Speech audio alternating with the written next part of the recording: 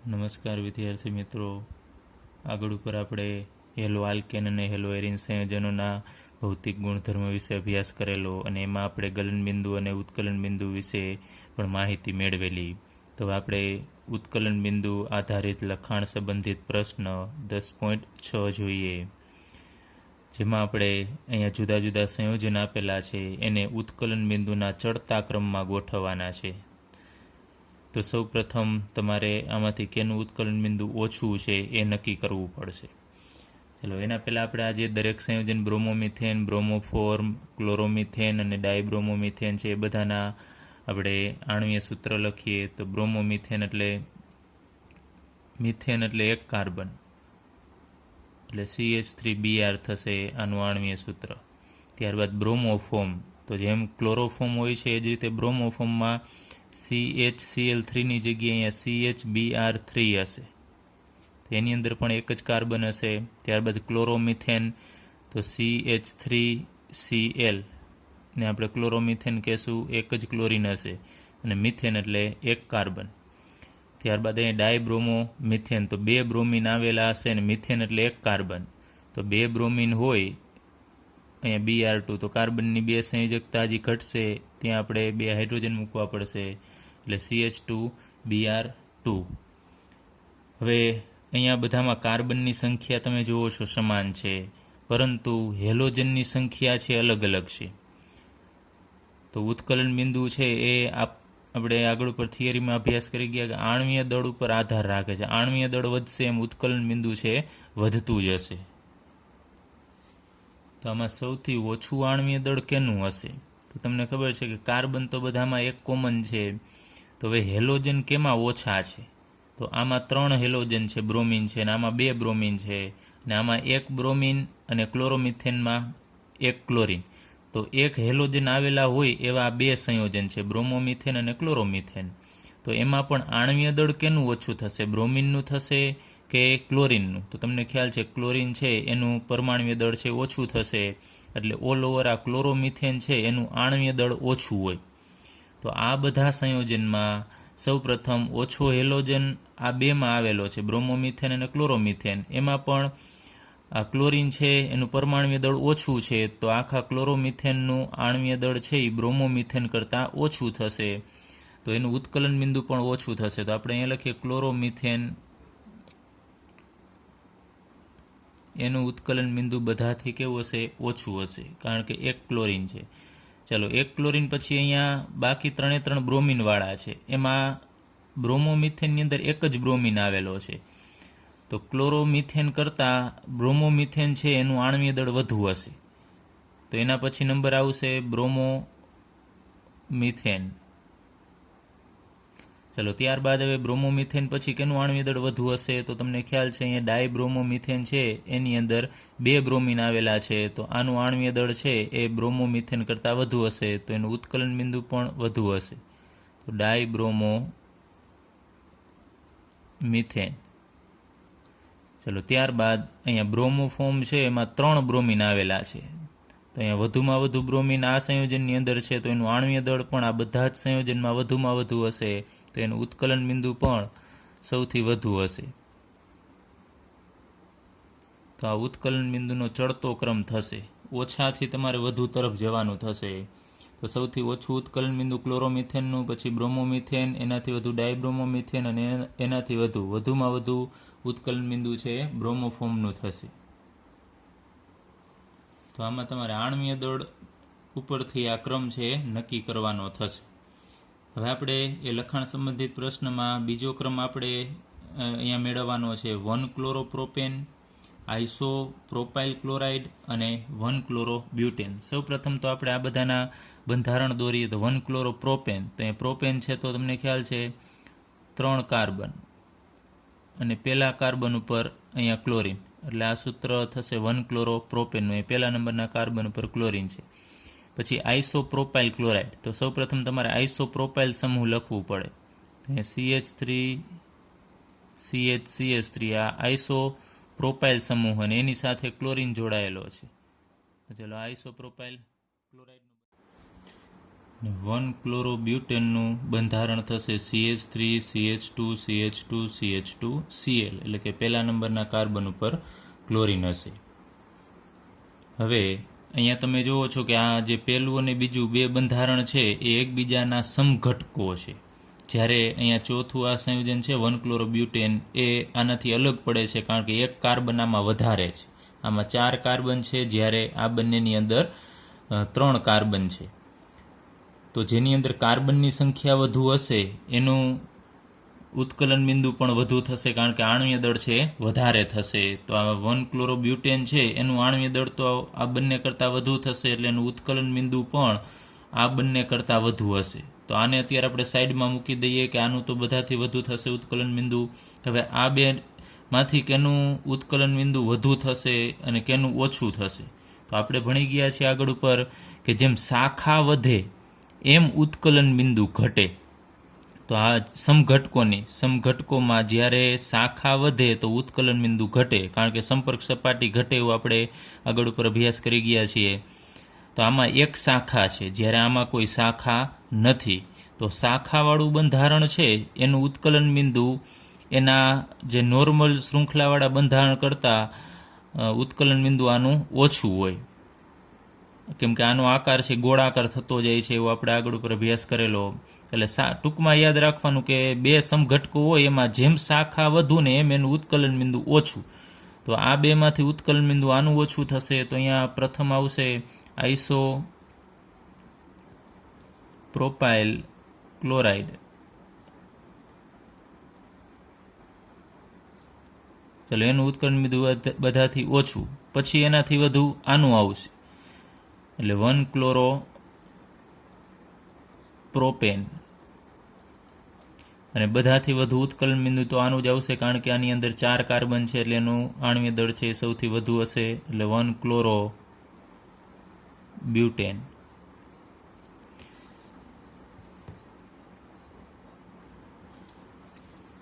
ચાલો, હવે આપણે રાસાયણિક પ્રક્રિયાઓ વિશે અભ્યાસ કરીએ.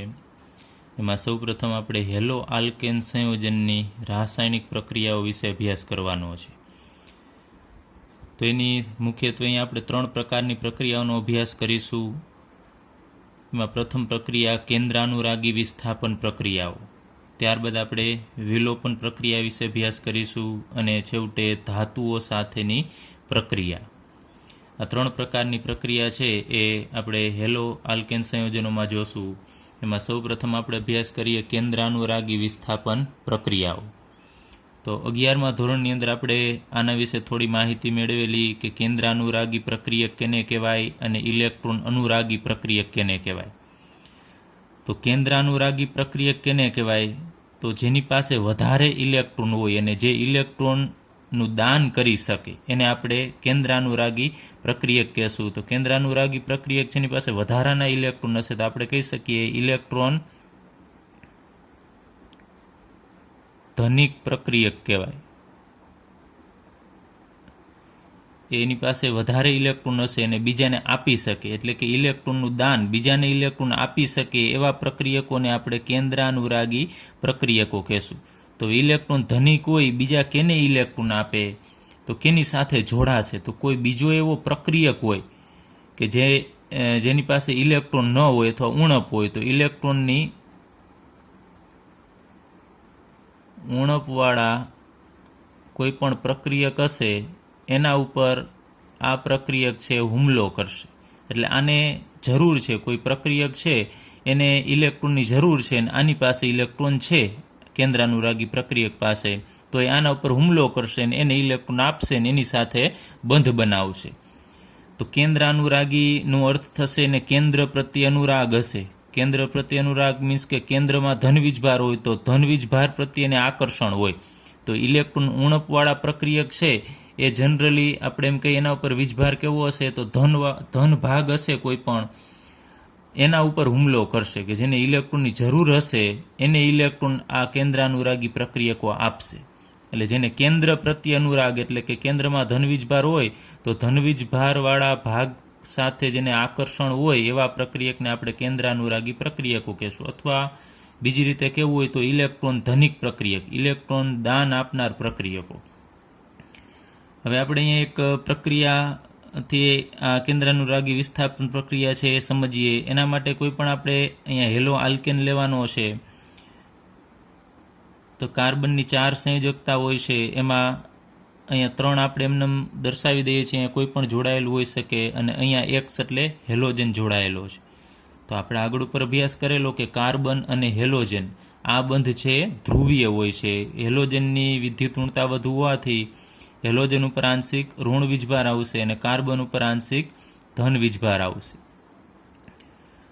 તો આ આપણે જનરલ અત્યારે હેલો આલ્કેન લખેલું છે કે જેમાં આ હેલોજન છે એ જે કાર્બન સાથે જોડાયેલો છે એ કાર્બન ધન વીજભારિત હશે. તમે જુઓ છો, કારણ કે આની વિદ્યુત ઋણતા વધુ છે એટલે આના ઉપર ધન વીજભાર જ આવશે કાર્બન ઉપર.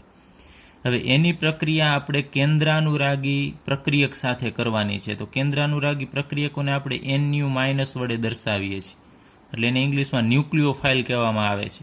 તો આપણે ગુજરાતીમાં NU- ને આપણે કહેશું કેન્દ્રાનુરાગી પ્રક્રિયક.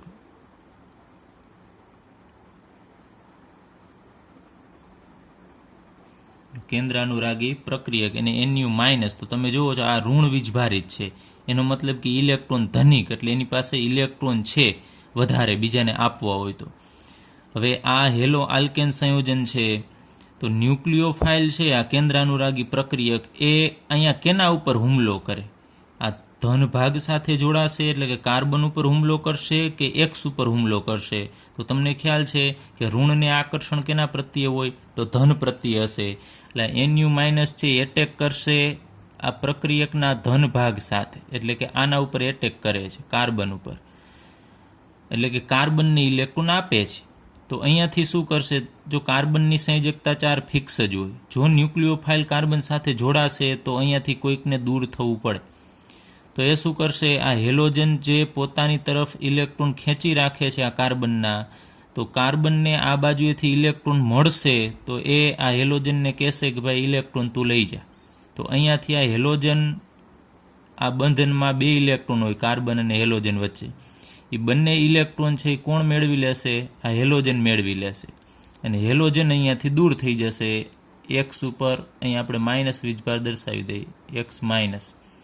અને આ બંને ઇલેક્ટ્રોન લઈ અને આ હેલોજન જતો રહ્યો. તો અહીંયા કાર્બનની સંયોજકતા છે એ કેટલી થવાની છે? તમને ખ્યાલ છે 3 થશે. પરંતુ આ ન્યુક્લિયોફાઇલ આવે છે એ અહીંયા ઋણ વીજભાર, એટલે અત્યારે 2 ઇલેક્ટ્રોન લઈને જ આવે છે આમ NU, એટલે આ બંને ઇલેક્ટ્રોન છે એ કેના હશે? ન્યુક્લિયોફાઇલના છે. તો એને જો તમે જુઓ છો કાર્બન સાથે એને બંધ બનાવી નાખ્યો અહીંયા, તો અહીંયા નવું સંયોજન આપણને મળી ગયું અને આ હેલોજન છે અહીંયાથી દૂર થઈ ગયું. તો આ પ્રક્રિયા દરમિયાન આ કેન્દ્રાનુરાગી પ્રક્રિયક, હવે અહીંયા કેન્દ્રાનુરાગી પ્રક્રિયક કેને કહેવાય? તો જનરલી આપણે કહીએ છીએ એના ઉપર ઋણ વીજભાર હોય અથવા જે ઇલેક્ટ્રોન યુગ્મ ધરાવતા હોય ને બીજાને આપી શકે એવા પ્રક્રિયકને આપણે કેન્દ્રાનુરાગી પ્રક્રિયક કહેશું. તો અહીંયા હેલોજન છે આ X- એ પણ કેન્દ્રાનુરાગી પ્રક્રિયક જ થાય, કારણ કે એ પણ બીજાને હવે ઇલેક્ટ્રોન જોતા હોય તો એ પોતે આપી શકે છે. તો આ પણ કેન્દ્રાનુરાગી પ્રક્રિયક તરીકે પણ આપણે એને ગણતરીમાં લઈ શકાય. હવે આ X છે દૂર થઈ ગયો, તમે જુઓ છો પહેલાં અહીંયા કાર્બન સાથે જોડાયેલો હતો, હવે અહીંયા હેલોજન છે એ હેલાઇડ તરીકે દૂર થશે. તો આને આપણે અવશિષ્ટ સમૂહ કહેશું, અવશિષ્ટ સમૂહ, અથવા તો એને આપણે કહી શકાય દૂર થનાર સમૂહ. અને એ પણ કેન્દ્રાનુરાગી પ્રક્રિયક જ છે. તો આ પ્રક્રિયામાં શું થાય છે તમે જોજો, અહીંયા એક કેન્દ્રાનુરાગી પ્રક્રિયક આવે છે અને અહીંયા બીજો X- જે કેન્દ્રાનુરાગી પ્રક્રિયક હતો એને દૂર કરે છે. એટલે NU- દાખલ થશે અને X છે દૂર થશે. અને X પણ આપણે કીધું એમ એ પણ કેન્દ્રાનુરાગી પ્રક્રિયક જ છે. તો એક કેન્દ્રાનુરાગી પ્રક્રિયક બીજા કેન્દ્રાનુરાગી પ્રક્રિયકનું વિસ્થાપન કરે છે. વિસ્થાપન એટલે એનું સ્થાન મેળવી લેશે, એકને દૂર કરી અને બીજો એની જગ્યાએ છે જોડાઈ જશે. તો આવી પ્રક્રિયાને આપણે કેન્દ્રાનુરાગી વિસ્થાપન પ્રક્રિયા કહીશું. હવે એની વ્યાખ્યા લઈએ કે જે પ્રક્રિયામાં કેન્દ્રાનુરાગી પ્રક્રિયક, તો આ કેન્દ્રાનુરાગી પ્રક્રિયક છે, પ્રક્રિયાર્થી અણુમાં, પ્રક્રિયાર્થી અણુ એટલે હવે આને આપણે પ્રક્રિયાર્થી કહેશું. તો પ્રક્રિયાર્થી એને સામાન્ય રીતે કહેવામાં આવે છે કે જેની પાસે કાર્બન હોય એને આપણે પ્રક્રિયાર્થી કહેશું. તો ફરીથી જે પ્રક્રિયામાં કેન્દ્રાનુરાગી પ્રક્રિયક આ NU માઇનસ પ્રક્રિયાર્થી અણુમાં, એટલે આ CX જે આપણે હેલો આલ્કેન અણુ દર્શાવેલો એમાં અગાઉથી હાજર રહેલા કેન્દ્રાનુરાગી પ્રક્રિયક. તો અગાઉથી કોણ હાજર હતો કેન્દ્રાનુરાગી પ્રક્રિયક? તો આ X છે એ આપણે કીધું કે કેન્દ્રાનુરાગી પ્રક્રિયક જ છે. એ અગાઉથી હાજર રહેલા કેન્દ્રાનુરાગી પ્રક્રિયકનું વિસ્થાપન કરે છે, તો તેને કેન્દ્રાનુરાગી વિસ્થાપન પ્રક્રિયા આપણે કહેશું. ફરીથી એક વખત, જે પ્રક્રિયામાં કેન્દ્રાનુરાગી પ્રક્રિયક પ્રક્રિયાર્થીના અણુમાં પહેલેથી જે કેન્દ્રાનુરાગી પ્રક્રિયક હોય એનું વિસ્થાપન કરી નાખે, એને દૂર કરીને પોતે જોડાઈ જાય એવી પ્રક્રિયાને આપણે કેન્દ્રાનુરાગી વિસ્થાપન પ્રક્રિયાઓ કહેશું. ચાલો હવે આપણે અહીંયા એક પ્રક્રિયા ફરીથી લઈએ. આલ્કાઇલ હેલાઇડ સંયોજન લઈએ અહીંયા RX. તો આ ભાગ આલ્કાઇલ ભાગ છે અને એમાં આ હેલોજન જે કાર્બન સાથે જોડાયેલો છે, એટલે અહીંયા R વાળો જે કાર્બન હશે અહીંયા એ sp3 સંકરણવાળો આપણે લેવાનો છે, કે ટૂંકમાં સિંગલ બોન્ડ વાળો હોવો જોઈએ. આના જેવો અહીંયા તમે જુઓ છો કે આના ઉપરથી ખ્યાલ આવે કે ત્રણેય બંધ અલગ અલગ છે, એટલે sp3 વાળો હશે. તો અહીંયા આલ્કાઇલ સમૂહ તમારે લેવાનો છે, એમાં હેલોજન જે કાર્બન સાથે જોડાયેલું હોય sp3 વાળો આપણે લેવાનો છે. તો એમાં આવી ઘણી બધી પ્રક્રિયાઓ જોવા મળે છે કેન્દ્રાનુરાગી વિસ્થાપન પ્રક્રિયાની. તો એમાં આપણે જનરલ અત્યારે RX લઈએ, આપણો પ્રક્રિયાર્થી થશે અને એની પ્રક્રિયા આપણે કોઈ પણ ન્યુક્લિયોફાઇલ, અહીંયા આપણે જે કેન્દ્રાનુરાગી પ્રક્રિયક લીધો એની સાથે પ્રક્રિયા કરવાની છે NU માઇનસ સાથે. તો થશે શું તમને ખ્યાલ છે? આ બંને એક્સચેન્જ થશે. અહીંયા હેલોજન છે એ અને ન્યુક્લિયોફાઇલ. તો હેલોજન દૂર થશે આ બંધના ઇલેક્ટ્રોન લઈ અને એની જગ્યાએ આ ન્યુક્લિયોફાઇલ છે એ જોડાઈ જશે. એટલે આપણને મળશે નિપજ તરીકે અહીંયા RNU ન્યુક્લિયોફાઇલ, અને હેલોજન છે દૂર થશે ઇલેક્ટ્રોન લઈને, એટલે હેલાઇડ તરીકે અહીંયા X માઇનસ તરીકે, જેને આપણે વાત કરેલી કે અવશિષ્ટ સમૂહ કહેવામાં આવે છે. તો આ જનરલ પ્રક્રિયા છે. બસ જે પણ કેન્દ્રાનુરાગી પ્રક્રિયક હશે સામાન્ય રીતે આ જ રીતે પ્રક્રિયા કરે છે કે અહીંયા હેલોજન હશે એને દૂર કરી નાખશે અને પોતે અહીંયા જોડાઈ જશે. તો અહીંયા તમે હેલોજન બદલાવતા જાઓ અને કેન્દ્રાનુરાગી પ્રક્રિયક જુદા જુદા લેશો તો અહીંયા તમને મળતી નિપજ છે એ પણ જુદી જુદી મળશે. તો આ એક કોમન પ્રક્રિયા છે કે જેમાં આપણે અહીંયા હેલોજન જે કાર્બન સાથે જોડાયેલો છે એ sp3 સંકરણવાળો લીધેલો છે. તો હવે આપણે જોઈએ, કોષ્ટક જોઈએ, પાઠ્યપુસ્તકમાં આપેલું છે. એમાં અહીંયા આ ન્યુક્લિયોફાઇલની જગ્યાએ તમે જુદા જુદા પ્રક્રિયક લેશો તો નિપજ કઈ મળે તમને અહીંયા એ આપણને આપેલું છે, એ આપણે અભ્યાસ કરીએ. ચલો એમાં અહીંયા તમે જુઓ છો NU માઇનસ, એની જગ્યાએ અહીંયા જે તે પ્રક્રિયક છે એ પ્રક્રિયક છે એમાંથી બનેલો ઋણ ભાગ એને આપણે કેન્દ્રાનુરાગી પ્રક્રિયક કહેશું. જેમ કે આપણે અહીંયા NaOH અથવા KOH લઈએ તો એનું આયનીકરણ થાય તો K+ અને OH- બનશે. તો એમાંનો ઋણ ભાગ KOH અથવા NaOH નો ઋણ ભાગ છે ને આપણે કેન્દ્રાનુરાગી પ્રક્રિયક કહેશું. એટલે OH- છે એ NU તરીકે અહીંયા વર્તશે, અને એ જો અહીંયા NU તરીકે હોય OH- તો અહીંયા આપણને શું મળવાનું છે? OH, ROH. તો આપણને નિપજ કઈ મળશે? વિસ્થાપિત નિપજ. એ અહીંયા આપેલું છે RNU. RNUની જગ્યાએ ROH મળે. ક્યારે? જો ન્યુક્લિયોફાઇલ તરીકે તમે NU તરીકે OH લેશો OH- તો નિપજ આપણને ROH મળે, અને નિપજનો વર્ગ કયો થશે? એટલે કયા પ્રકાર આને કહેવામાં આવે છે? તો આલ્કોહોલ સંયોજન થશે, કારણ કે જેની અંદર OH સમૂહ હોય એને આલ્કોહોલ કહેવામાં આવે છે. એટલે એ જ રીતે તમને અહીંયા H2O આપેલું છે, એમાં કેન્દ્રાનુરાગી પ્રક્રિયકમાં H2O પોતે જ હોય છે, પણ એમાં પણ ROH જ બને છે, એટલે કે આલ્કોહોલ જ બનશે. ત્યારબાદ અહીંયા NaOR- આપેલું છે, એમાં R-O- એટલે કે Na+ દૂર થઈ જાય એટલે ઋણ ભાગ. એવું જરૂરી નથી કે ઋણ જ હોય. તો અહીંયા પાણીમાં તમને ખ્યાલ છે ઓક્સિજન છે એમાં અબંધકારક ઇલેક્ટ્રોન યુગ્મ હોય છે, એ બીજાને ઇલેક્ટ્રોન આપશે એટલે એ જોડાશે અહીંયા એવું. એટલે ન્યુક્લિયોફાઇલ તરીકે આપણે 11મા ધોરણની અંદર અભ્યાસ કરી ગયા છે. ઋણ હોય અથવા તો તટસ્થ અણુ કે જે ઇલેક્ટ્રોન યુગ્મનું દાન કરી શકે એવા અણુઓ. તો અહીંયા H2O તટસ્થ છે તો એ પણ ન્યુક્લિયોફાઇલ તરીકે અહીંયા વર્તશે. તો R-O- હોય તો અહીંયા R અને NUની જગ્યાએ જોડાશે OR- તો એ ઇથર થશે. તો આ રીતે તમને જુદા જુદા અહીંયા કેન્દ્રાનુરાગી પ્રક્રિયક આપેલા છે, અને એ પ્રક્રિયક લેશો તો તમને નિપજ કઈ મળશે અને એ નિપજનો વર્ગ કયો થશે એ તમને અહીંયા આપેલું છે. ચલો એમાંનું એક આપણે આ પ્રથમ લઈએ, એક પ્રક્રિયા લખીએ કે જો કેન્દ્રાનુરાગી પ્રક્રિયક તરીકે OH માઇનસ હોય તો અહીંયા નિપજ ROH મળે છે ને એના નિપજનો વર્ગ છે એ આલ્કોહોલ થશે. એ પ્રક્રિયા લખીએ. ચલો અહીંયા આપણે RX એમનેમ રાખીએ પ્લસ NU માઇનસની જગ્યાએ આપણે OH માઇનસ લઈએ. ને OH માઇનસ એકલો નથી હોતો, એ આપણે લેવાનો હોય છે NaOH જ, તો એમાંથી Na પ્લસ ને OH માઇનસ બનશે. અથવા KOH લઈ શકો, તો એમાંનો આ ઋણ ભાગ છે એ આપણે અહીંયા દર્શાવેલો છે, એને આપણે NU માઇનસ કહેશું.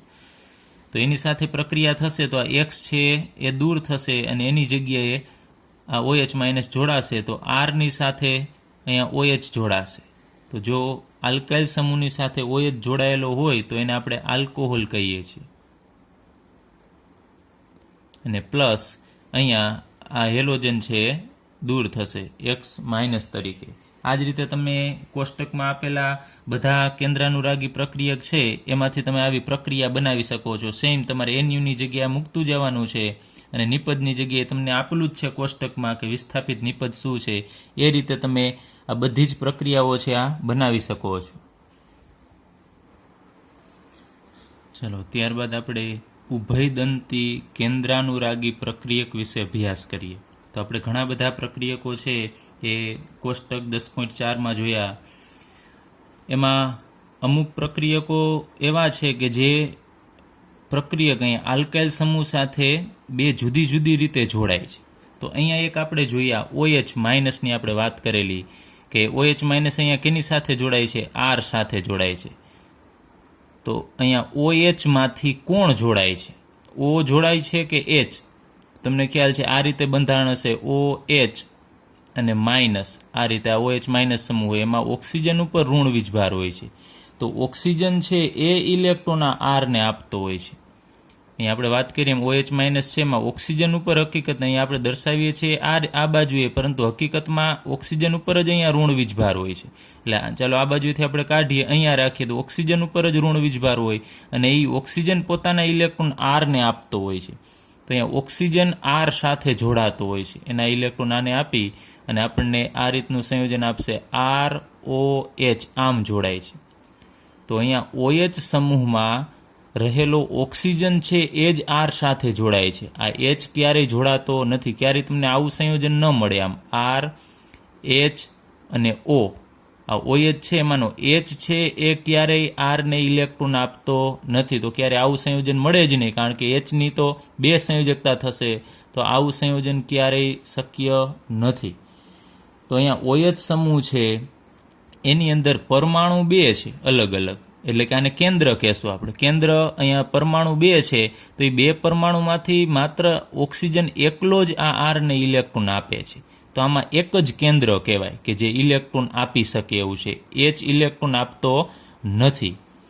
જ્યારે અમુક પ્રક્રિયકો એવા છે કે એક જ સમૂહની અંદર રહેલા બે પરમાણુ છે એ બીજાને ઇલેક્ટ્રોન આપી શકે છે. તો જે કેન્દ્રાનુરાગી પ્રક્રિયક બે કેન્દ્રાનુરાગી કેન્દ્રો ધરાવતા હોય, એટલે કે બે પરમાણુ છે ઇલેક્ટ્રોન આપી શકે એવા હોય, તો બે કેન્દ્રાનુરાગી કેન્દ્રો ધરાવતા હોય તેવા પ્રક્રિયકને આપણે ઉભયદંતી કેન્દ્રાનુરાગી પ્રક્રિયક કહેશું. જેમ કે આપણે એના ઉદાહરણ લઈને સમજીએ એટલે તમને વધુ ક્લિયર થશે. અહીં આપણે બે એક્ઝામ્પલ લેવાના છે. કોઈ પ્રકાર નથી, પરંતુ આપણે માત્ર એના ઉદાહરણ લઈએ. એનું પહેલું ઉદાહરણ છે સાયનાઇડ સમૂહ અને બીજું છે નાઇટ્રાઇટ સમૂહ. તો પહેલાં તો તમને આનું બંધારણ ક્લિયર હોવું જોઈએ. સાયનાઇડ સમૂહ છે ને જનરલી આપણે આમ લખતા હોઈએ છીએ, CN માઇનસ આમ લખીએ છીએ, અને નાઇટ્રાઇટ સમૂહ છે ને આપણે આમ NO2 માઇનસ આમ સામાન્ય રીતે લખીએ છીએ. પરંતુ એનું વિસ્તૃત બંધારણ કેવું છે એ આપણે અહીંયા લખીએ. તો CN માઇનસ છે એમાં આ રીતનો કાર્બન અને નાઇટ્રોજન વચ્ચે અહીંયા 3 બંધ આવેલા હોય છે. તો અહીંયા નાઇટ્રોજનની સંયોજકતા પૂર્ણ થઈ ગઈ, કાર્બનની સંયોજકતા ઘટે છે. અહીંયા કાર્બન પાસે 2 ઇલેક્ટ્રોન હોય અને એની પાસે વધારાના અહીંયા ઇલેક્ટ્રોન છે ને એના કારણે કાર્બન ઉપર ઋણ વીજભાર આવે છે. તો અહીંયા CN, અહીંયા તમે આ ઇલેક્ટ્રોન કદાચ ન દર્શાવો તો પણ ચાલે, કારણ કે તો ઋણ અહીંયા નિશાની દર્શાવવી પડશે તમારે. અને CN માઇનસ, અહીંયા કાર્બન પાસે એક ઇલેક્ટ્રોન વધારાનો છે. તો આ સમૂહ છે એમાંથી ફરીથી એ શું બનાવી શકે છે? તો અહીંયા નાઇટ્રોજન છે એ પોતાના આ બંધના ઇલેક્ટ્રોન છે ને લઈ શકે છે. અહીંયાથી આ બંધના ઇલેક્ટ્રોન છે એ અહીંયા નાઇટ્રોજન પોતે મેળવી લેશે. નાઇટ્રોજન ઉપર છે એ ઋણ વીજભાર આવી જશે. તો અહીંયા C 3 બંધ છે એમાંથી 2 જ બંધ રહેશે ને એક બંધના ઇલેક્ટ્રોન છે નાઇટ્રોજન પોતે મેળવી લેશે. તો અહીંયા N ઉપર માઇનસ વીજભાર આવશે અને કાર્બન ઉપર અહીંયા કાર્બનના ઇલેક્ટ્રોન એમનેમ રહેશે અને એના ઉપરનો ઋણ વીજભાર નીકળી જશે, કારણ કે અહીંયા તમે જુઓ કાર્બન પાસે ટોટલ અહીંયા 1 2 3 4 ને 5 ઇલેક્ટ્રોન ગણાય આ ટોટલના સહસંયોજકના ગણો તો. અહીંયા આવે એની પાસે 2 ને 2 4 ઇલેક્ટ્રોન થશે. એટલે ટૂંકમાં ઋણ વીજભાર ટ્રાન્સફર થાય છે, કાર્બન ઉપરથી નાઇટ્રોજન ઉપર જઈ શકે અને ફરીથી આનું સસ્પંદન આમ પણ થઈ શકે. આ ફરીથી બંધના ઇલેક્ટ્રોન અહીંયા આપી દેશે તો ઋણ વીજભાર છે એ કાર્બન ઉપર આવી જશે. તો એના સસ્પંદન સૂત્ર છે. 2 પ્રકારના અહીંયા કેન્દ્ર જોવા મળે છે. હવે અહીંયા તમે જુઓ છો કાર્બન ઉપર ઋણ વીજભાર આવે છે તો એ ઇલેક્ટ્રોન આપી શકે અને નાઇટ્રોજન પર ઇલેક્ટ્રોન છે આપી શકે છે. તો અહીંયા જો આરની સાથે માનો કે કોઈ આપણે અહીંયા વાત કરી આર, એની સાથે એક્સ હતો એની જગ્યાએ જોડાય છે આ OH સમૂહ, તો આરની સાથે ઓક્સિજન જોડાય છે. એમ અહીંયા જો આરની સાથે કાર્બન જોડાય, આપણે માનો કે અહીંયા જોડી દઈએ આરની સાથે કાર્બન જોડાશે તો આમ C�ट्रिपल N આવું મળશે, CN મળશે, RCN. તો જો કાર્બન જોડાશે તો આપણને આવું સંયોજન મળશે. એટલે અહીંયા કાર્બન છે કેન્દ્રાનુરાગી કેન્દ્ર તરીકે વર્તે છે. તો આપણને જે આ સંયોજન મળશે એને આપણે આલ્કાઇલ સાયનાઇડ કહેશું.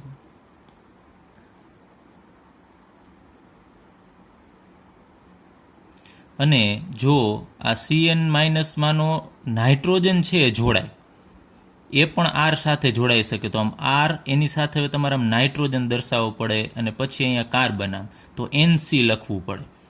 આ બંને અલગ થશે.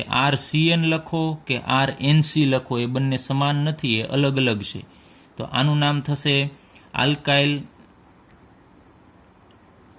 અને NC હોય એટલે કે નાઇટ્રોજન જો જોડાયેલું હોય આની સાથે તો એનું આઇસોસાયનાઇડ નામ થાય.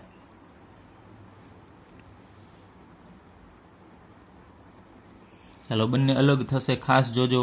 તો એકલો અહીંયા CN સાયનાઇડ સમૂહ છે આ એ જ છે બંને, માત્ર સસ્પંદન છે, ઇલેક્ટ્રોન ટ્રાન્સફર થતા હોય છે અહીંયાથી અહીંયા. તો અહીંયા કાર્બન પણ R સાથે જોડાઈ શકે અને નાઇટ્રોજન પણ R સાથે જોડાઈ શકે. એટલે એક જ સમૂહમાં 2 પરમાણુ એવા છે કે જે R સાથે જોડાઈ શકે છે. એટલે આમાં 2 કેન્દ્ર છે. કાર્બન એ કેન્દ્રાનુરાગી કેન્દ્ર તરીકે વર્તે છે અને નાઇટ્રોજન પણ કેન્દ્રાનુરાગી કેન્દ્ર તરીકે વર્તે છે. તો યાદ રાખજો ખાસ, જો કાર્બન કેન્દ્રાનુરાગી કેન્દ્ર તરીકે વર્તે તો એને આલ્કાઇલ સાયનાઇડ કહેવાય અને નાઇટ્રોજન વર્તે તો આલ્કાઇલ આઇસોસાયનાઇડ. ચાલો હવે આપણે આ નાઇટ્રાઇટ આયનનું બંધારણ લઈએ તો એના બંધારણમાં નાઇટ્રોજન છે સેન્ટરમાં હશે આમ N, અને પછી આ બાજુએ ઓક્સિજન દ્વિબંધથી જોડાયેલો હોય છે અને આ બાજુએ ઓક્સિજન છે સિંગલ બોન્ડથી, અને અહીંયા નાઇટ્રોજન ઉપર પોતાના બંધકારક ઇલેક્ટ્રોન યુગ્મ હશે. આ બાજુ ઓક્સિજનની સંયોજકતા ઘટે છે એટલે ઓક્સિજન ઉપર અહીંયા ઋણ વીજભાર હશે. તો આ નાઇટ્રાઇટ આયન થશે. આ આયન છે એમાં પણ 2 કેન્દ્ર છે. અહીંયા ઓક્સિજન છે એ પોતે એના ઉપર ઋણ વીજભાર છે તો એ પણ R સાથે જોડાઈ શકે છે. તો એમાંથી આમ RONO આમ થશે, RONO એટલે કે R સાથે O જોડાશે એટલે અહીંયા ઓક્સિજન કેન્દ્રાનુરાગી કેન્દ્ર તરીકે વર્તે છે.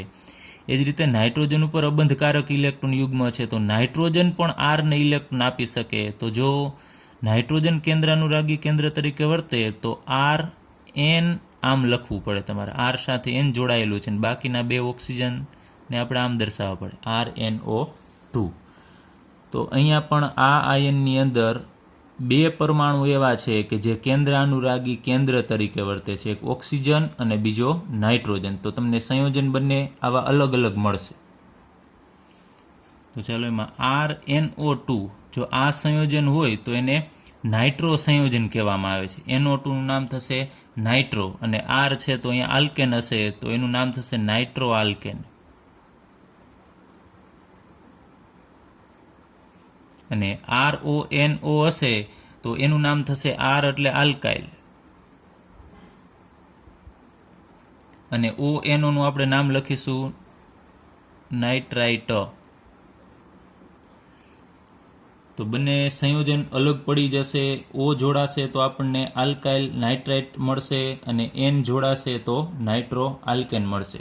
તો આ બંને સમૂહો અથવા તો પ્રક્રિયક છે એને આપણે ઉભયદંતી કેન્દ્રાનુરાગી પ્રક્રિયક કહેશું, કારણ કે એક જ સંયોજનની અંદર બે જુદા જુદા કેન્દ્ર એવા છે કે બંને R સાથે જોડાઈ અને અલગ અલગ સંયોજન આપે છે. ચાલો હવે આપણે પાઠ્યપુસ્તકનો કોયડો 10.5 જોઈએ, જેની રકમ છે હેલો આલ્કેન સંયોજનો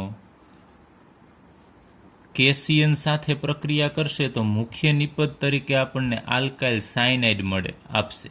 એ સંયોજનો બનાવે છે. જ્યારે હેલો આલ્કેન સંયોજનો એજીસીએન સાથે પ્રક્રિયા કરશે તો મુખ્ય નિપજ તરીકે આઇસોસાયનાઇડ સંયોજનો છે એ આપે છે. એવું શા માટે થાય છે એ સમજાવવાનું છે.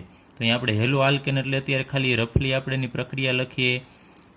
ચલો RX એની પ્રક્રિયા જ્યારે કેસીએન સાથે થશે, KCN, તો એમાંથી આપણને મળશે, અહીંયા આ X છે એ દૂર થશે અને એની જગ્યાએ CN છે એ જોડાઈ જશે. તો એમાંથી આપણને RCN એટલે કે આલ્કાઇલ સાયનાઇડ સંયોજન મળે છે, અને પ્લસ આપણે અહીંયા લખી શકીએ X માઇનસ. અને બીજી પ્રક્રિયા આપણને કીધું છે કે આ હેલો આલ્કેન એજીસીએન સાથે પ્રક્રિયા કરે, એટલે RX છે એ એજીસીએન સાથે પ્રક્રિયા કરશે તો શું મળશે? અહીં જો બંને જગ્યાએ CN જ છે, તો અહીંયા આપણને એજીસીએન સાથે જ્યારે હેલો આલ્કેન પ્રક્રિયા કરે તો આપણને આવી નિપજ મળે છે, એમ NC નિપજ મળે છે, આઇસોસાયનાઇડ. હમણાં જ આપણે વાત કરી કે CN છે એમાં બે કેન્દ્ર હોય છે, કાર્બન અને નાઇટ્રોજન, એટલે ઉભયદંતી કેન્દ્રાનુરાગી પ્રક્રિયક તરીકે વર્તે છે. આમાં R સાથે કાર્બન જોડાય છે, અને એજીસીએન જો લેવામાં આવે તો R સાથે નાઇટ્રોજન જોડાય છે. શા માટે આવું છે? તો બંને અહીંયા CN જ બંનેમાં, અને અહીંયા X માઇનસ મળશે. એટલે આને આપણે આલ્કાઇલ સાયનાઇડ કહેશું અને આને આપણે આલ્કાઇલ આઇસો સાયનાઇડ કહેશું. તો શા માટે આવું થાય છે? કેમ બંને જગ્યાએ CN મળતા નથી? એ આપણે અહીંયા સમજાવવાનું થશે. તો એના માટે આપણે સૌપ્રથમ અહીંયા લઈએ કે KCN. તો KCN દ્રાવણની અંદર ઓગળશે તો એમાંથી આપણને મળશે K+ અને CN માઇનસ મળશે. તો આ KCN સંયોજન છે એ મુખ્યત્વે આયોનિક હોય છે, આયનીય સંયોજન છે, એટલે કે એમાં આયોનિક બંધ છે એની માત્રા છે વધુમાં વધુ હશે, વધુ પ્રમાણમાં એ આયોનિક બંધ આપે છે, એટલે કે એમાંથી પાણીની અંદર ઓગળશે એટલે બે આયનો મળે છે આપણને, K+ અને CN માઇનસ. તો આપણે લખી શકીએ આ મુખ્યત્વે આયોનિક છે, એટલે એમાંથી આયન મળશે. હવે એ આયન મળશે એટલે એમાંથી આપણને CN માઇનસ અલગ છૂટો મળે છે, અલગ જ, કેમ કે એ આયનીકરણ થશે એટલે અલગ પડી જશે. તો CN માઇનસ અલગ છે, તો આપણી પાસે બે ઓપ્શન છે. અહીંયા આપણે આગળ ઉપર વાત કરી કે CN માઇનસમાં રહેલો કાર્બન છે એ પણ R સાથે જોડાઈ શકે છે અને N પણ જોડાઈ શકે છે. બે શક્યતા છે અહીંયા. તો કોણ જોડાશે? હવે બંને ઓપ્શન છે તો કોણ જોડાઈ શકે? તો એ આપણે જોવાનું છે અહીંયા. તો R છે, R તરીકે અહીંયા કાર્બન હશે, તો કાર્બનની સાથે અહીંયા CN જોડાશે આમ. અને બીજી શક્યતા શું છે કે કાર્બનની સાથે આમ નાઇટ્રોજન જોડાઈ શકે, NC. ચલો આપણે આમ અત્યારે દર્શાવી દઈએ. તો આમાંથી કયું સંયોજન છે એ બનશે? તો આપણને કહી દીધું છે કે આ બને છે, એટલે ફાઇનલી આ જ નિપજ મળે છે. તો કેમ આ નિપજ મળે છે? તો અહીંયા CN બંધ કરતાં અહીંયા CC બંધ છે એ વધુ મજબૂત હશે. આક્રમણ આપણને વાત કરેલી છે કે અહીંયા કાર્બન વડે જે આ કાર્બન ઉપર, આલ્કાઇલના કાર્બન ઉપર આક્રમણ થશે એવું નાઇટ્રોજન વડે આક્રમણ થશે નહીં, કારણ કે અહીંયા બંધ કાર્બન કાર્બન વચ્ચે બનશે. તમે જુઓ છો તો કાર્બન કાર્બન વચ્ચે બંધ બનશે એ મજબૂત બનશે, કારણ કે વધુ સહસંયોજક બંધ છે એ બને છે. તો આની સ્થાયીતા વધુ હશે, આ વધુ સ્થાયી બંધ હશે, જ્યારે આ ઓછો સ્થાયી હોય. તો કોઈ પણ સંયોજન વધુ સ્થાયી બંધ બનાવવાનો પ્રયત્ન કરતો હોય છે, એટલે આપણને આ નિપજ છે વધુ મળશે. અને હવે આપણે એજીસીએનની વાત કરીએ. તો એજીસીએન છે એ મુખ્યત્વે સહસંયોજક સ્વભાવ ધરાવે છે, એટલે કે એને આની જેમ આયનીકરણ થવું વધુ પસંદ નથી. આમ આયનીકરણ સરળતાથી થશે નહીં, આ સંયોજન આમ ભેગું જ રહેવાનું પસંદ કરશે. તો અહીંયા કાર્બન છે એ તો આ એજી સાથે જોડાયેલો હશે, આમાં બંધમાં ભાગ લીધેલો હશે. તો નાઇટ્રોજન ઉપર અબંધકારક ઇલેક્ટ્રોન યુગ્મ છે ને એ એમનેમ ખાલી હશે, એ આની સાથે ક્યાંય જોડાયેલા હશે નહીં. તો નાઇટ્રોજન છે એ સરળતાથી આ કાર્બન આર સાથે જોડાઈ શકશે, કારણ કે કાર્બન તો આમાં પહેલેથી એજી સાથે જોડાયેલો જ છે. તો એ ફ્રી કોણ છે અત્યારે? તો નાઇટ્રોજન જ ફ્રી છે. તો નાઇટ્રોજન છે એ આ આર ઉપર એટેક કરે અને એમાંથી આર સાથે જોડાય અને આપણને આવું સંયોજન આપશે, એનસી આપશે, આર એનસી. એટલે અહીંયાથી આમ દર્શાવી દઈએ, આ નાઇટ્રોજન છે એ આ આર ઉપર એટેક કરશે અને અહીંયાથી એક્સને દૂર કરી નાખશે. નાઇટ્રોજન આર સાથે જોડાઈને આપણને આર એનસી સંયોજન આપે છે. અહીંયા કાર્બન છે ફ્રી હોતો નથી કે આર સાથે જોડાઈ શકે, એટલે ફરજિયાત અહીંયા નાઇટ્રોજનને જ જોડાવવું પડે છે, એટલે આપણને નિપજ છે આઇસોસાયનાઇડ મળે છે. જ્યારે અહીંયા બે શક્યતા હતી, કાર્બને જોડાઈ શકતો હતો અને નાઇટ્રોજને જોડાઈ શકતો હતો, કારણ કે CN આખો મુક્ત હતો. તો વધુ સ્થાયી બંધ કાર્બન કાર્બનનો થાય, કારણ કે એની વિદ્યુતઋણતા સમાન છે, એટલે વધુ સહસંયોજક બંધ આ બનશે અને એની સ્થાયીતા પણ વધુ હશે.